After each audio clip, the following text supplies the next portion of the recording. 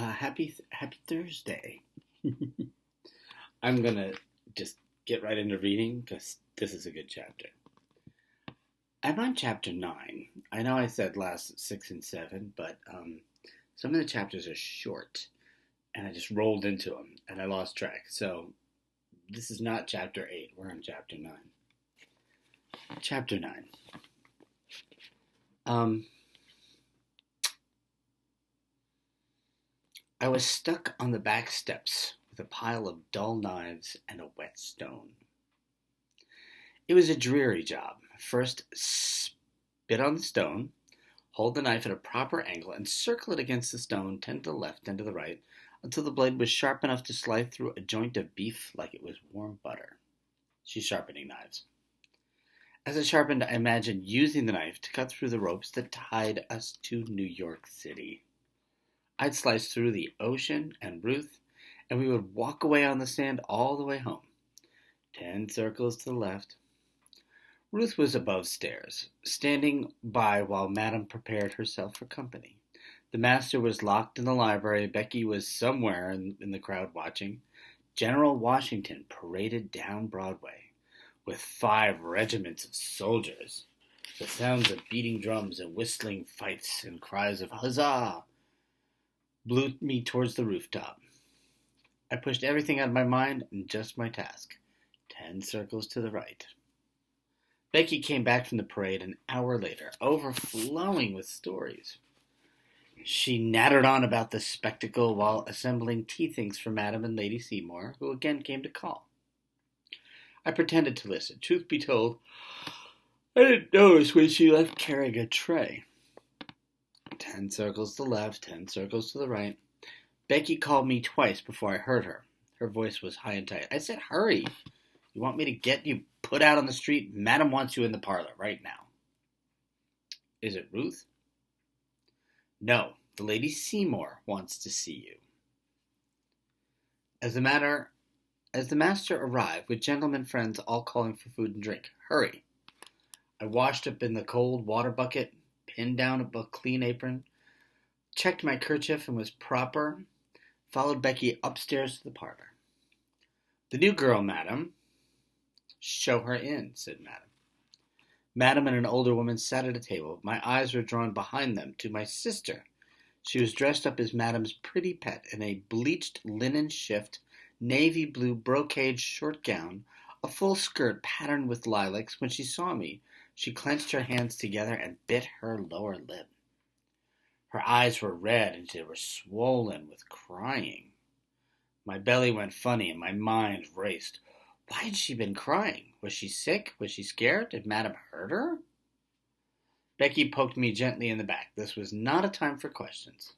I quickly dropped into a curtsy, bowing my head. When I stood up, the older woman, the lady with all the money, gave me a shadow of a smile.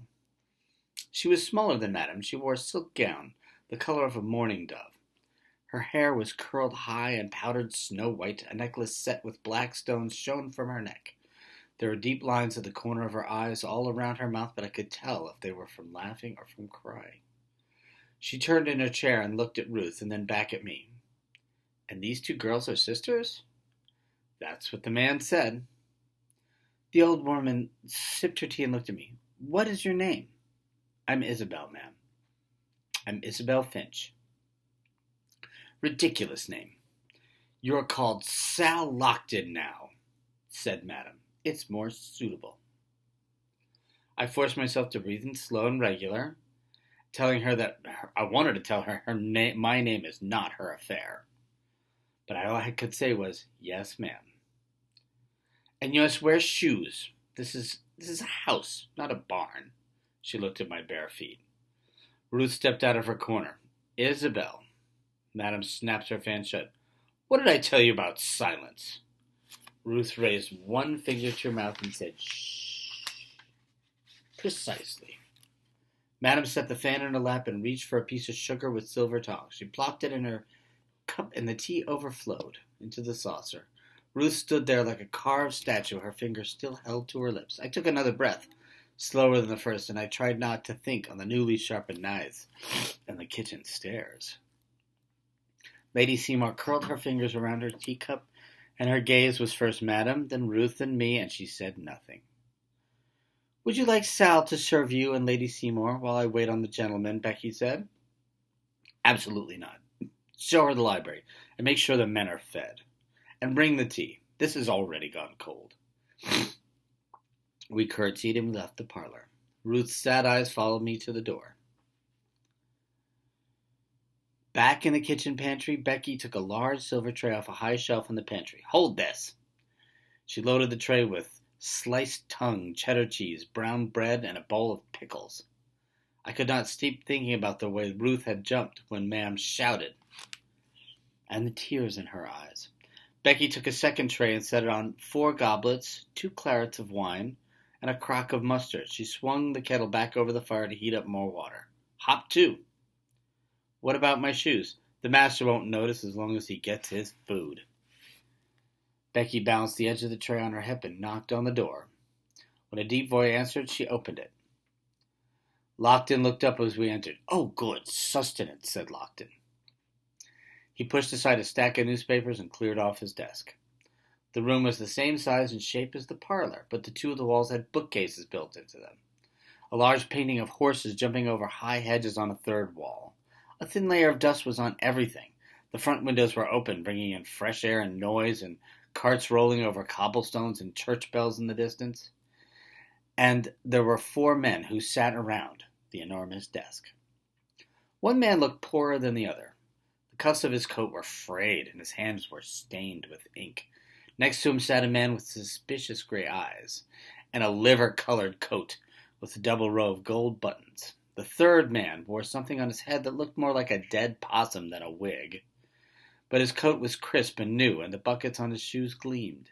The fourth was Master Lockton himself, looking like a cat who'd just been swallowed by the last bite of a juicy mouse. Becky set her tray on the sideboard. I held mine as she poured the wine and served the gentlemen. Then she had me hold the food tray so she could serve the tongue and the cheese. Talk halted as the men started in on eating. "Becky," Madam called from across the hall. "Go see to her," Lockton told Becky. "The girl can stay here. Does she know where the wine is?" "Yes, sir." Becky and Lockton stared at me. I had spoken out of turn. My job was to be silent and follow orders. Even if it was just to answer questions like, "Yeah, I know where the wine is." Ruth had learned that, shh. Keep the wine flowing and the plates full. My friends eat more at my table than their own. Becky left. Gold Buttons drained his wine, then raised his goblet. I poured him another. I topped off the drinks. Lockton gave me a curt nod when I was finished. "Stand over there," he said, pointing to the corner. I gave a wordless curtsy, and I took my place. "Who's been arrested because of the oath?" demanded Lockton. "Fools unschooled in the art of fence-sitting." "Plank walking, you mean?" Shabbywig leaned forward and pointed his finger at Inkstained. "Don't you turn the coward on us, not when we're this close." "Close?" argued Inkstained. "Do you see His Majesty's ships in the harbor? I don't. I might argue that England has fled and the rebel traders have won." "Lower your voices," Lockton said. He closed the windows with a loud bang. "His Majesty's ships are very close. Closer than you know. The rebellion will be smashed like glass under a heavy boot, and the king will be very grateful for our assistance." The mention of the king caught my ear. I studied the wide boards on the floor, and I listened with care. Gold Buttons popped a piece of cheese in his mouth and talked as he chewed. "I hope you speak the truth, Eliyahu. These rebel committees are multiplying faster than rabbits in the spring. They've just about ground business to a halt." A rebel committee is like, the colonists making laws already. Rebellion. Have they interfered with you directly?" "Every waking moment. The latest bit of nonsense is a committee to detect conspiracies. They've sent the hounds after us, old friend." "Have you written to the Parliament?" "They need the specifics of our difficulties." "Parliament is far away as the moon," said Inkstained. The men argued about Parliament and letters and protests and counter-letters. Shabbywig stabbed the last piece of tongue on his plate and ate it. He turned to his seat and looked at me, held up his plate and grunted. If I ever had done such a thing, Mama would have switched me my behind for bad manners. Even Miss Mary Finch would have said please and thank you. This is New York, I reminded myself as I crossed the room and I took the plate from his hand. The rules are different. I loaded his plate down with the last slices of tongue and set it in front of him. Went back to my corner. Everything is different. My belly growled and grumbled. The smell of tongue and mustard and cheese filled the room, and it made my mouth water. I had eaten a bowl of corn mush at sunrise and a dumpling at midday. To distract the beast in my stomach, I tried to read the names of the books on the shelves without turning my head. My eyes were starved for words, too. It was hard to read from the side like that. I wanted to pull a book down, open it proper, and read page after page. I wanted to stare into the faces of these men and demand that they take me home. I wanted to jump on the horse in the painting and fly over the hills. Girl, Lockton said, bring us more bread, sliced thin, and some of Becky's apricot jam. I've missed the taste of that. I curtsied and hurried out of the room, leaving the door open a crack so I could easily open it when I came back with my hands full. Across the hall came the quiet conversation of Madam and Lady Seymour. I paused but heard no mention of Ruth. There was fresh bread on the kitchen table, but it took a piece of time to find the crock of jam. I used one of my sharp knives to slice the loaf, and I set the slices on a clean plate, and I put the plate and jam on a tray. It was taking me too long to finish this simple chore. I feared Masha would be angry with me. I was just about to push open the library door when the master said, "Compliments of His Majesty, gentlemen. There's enough money here to bribe half the rebel army." I stopped, and I peered through the crack of the door. Madam's linen chest, the one that she had fussed about when she arrived, that said had her underwear, was in the middle of the library floor, and it was thrown open. Underskirts and shifts heaped on the floor beside it. Lockton reached into the chest and pulled out 2 handfuls of paper money. Huzzah! Do you have a man ready? 2. One will operate out of Corby's Tavern, the other from the Highlander Tavern. Good. Every man willing to switch sides will be paid 5 guineas and 200 acres of land. If he have a wife, an additional 100 acres of land. Each child of his garners another 50. Makes me want to marry the next lady I lay eyes on, said Goldbuttons. Lockton chuckled. I gave the door a little push and swung it open. Sir, enter.